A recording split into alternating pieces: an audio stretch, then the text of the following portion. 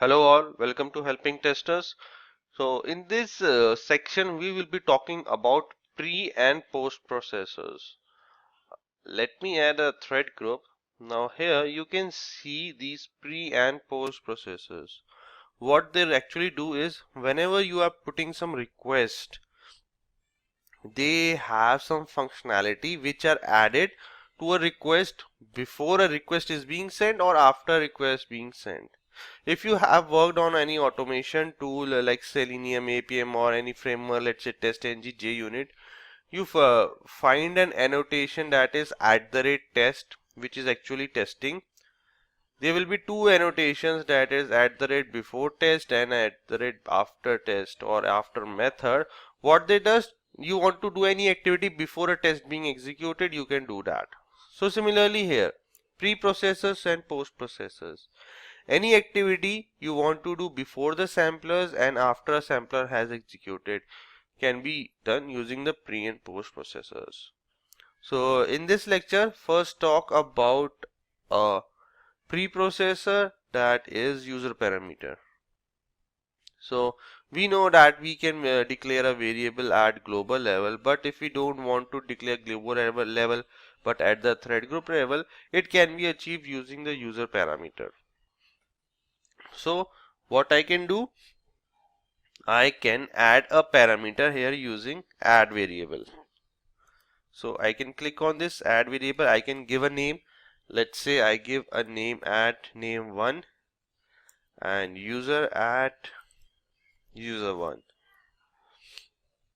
Let me add another variable. I will name it as name2 and user2.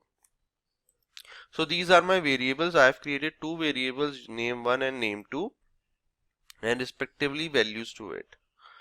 Okay, so it's a preprocessor. It would be executed before the samples are being executed. If I add here an HTTP request, and let's say I'm hitting this website, it's a GET request, right? So this is my first request, request 1, and I will add another request. I will just copy and paste this request and will name it as request 2. Okay. Now I will use these parameters or variables in this request. So if how we can use a variable name, I will just copy it. So we already know in JMeter we can access the variable using $symbol and parenthesis.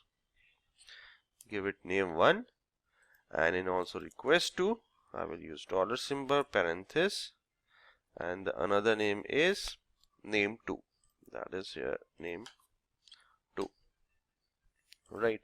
And I will add one view result tree for viewing a result, and I will save this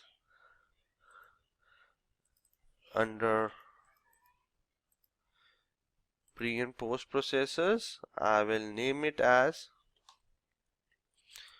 user parameter processor,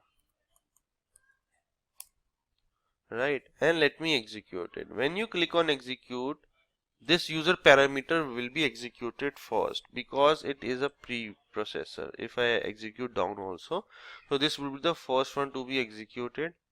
It will make two variables, name1 and 2, and will assign value to it. And when this requests are printed, it will print the respectively variables assigned. Okay, and let me run this now.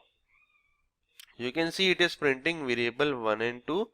So where it is getting its value? From its preprocessor, that is from here. So this is all about the user parameters. You can use it as per your needs in your test cases and scenarios. Here we will be talking one of the major preprocessor, that is HTML LinkParser. Now how it is work and what it is. Suppose I open this URL, that is jmeterapache.org. Now my next requirement is that I want to check that all the URLs here on this page are working fine or not. So how I can achieve this? I have to manually open each URL and prepare a request in JMeter and need to verify it is the API is returning 200 or not. Or there is another method that is provided by JMeter, that is HTML link parser. Now what it is, let's see. I will add a thread group, and inside a thread group I will add a sampler, that is HTTP request. I will hitting the home, that is this is my home screen, right? Now what I want, that whatever I have received from this page, I want to open all the URLs on this page. So what I will make another sampler. Now once this is executed and then the next HTTP request is executed, I will add one preprocessor, that is HTML link parser. So after this HTML link parser will execute it and then this request. So I have said HTML link parser to read the result of home screen. So whatever the result of home screen is, HTML link parser we read it. And in this here, if you specify the path, so this is my server name, and if I mention here dot asterisk, what it means that whatever the HTML link parser had retrieved from the response of home, it will be executing that response. Okay, it will be executing those APIs. If I put a listener here, that is view result tree at a global level, let's say. Okay, so it will capture the result. Let me save this. Save this as HTML link parser and let me run this.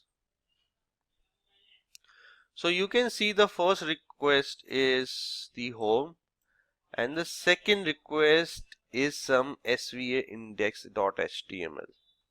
So reason is, first of all, this API was hit, it was opened.